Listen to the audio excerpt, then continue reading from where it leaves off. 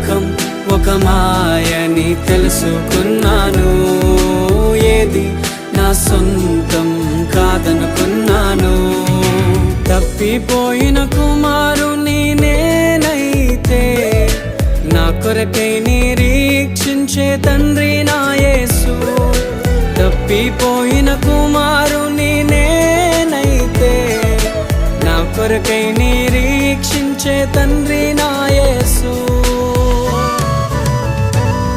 ఈ లోకమంతా నేను వెతకినా నాకు లేదయ్యా ఎక్కడా ఆనందం. నీ సన్నిధిలో ఒక్క క్షణం గడిపి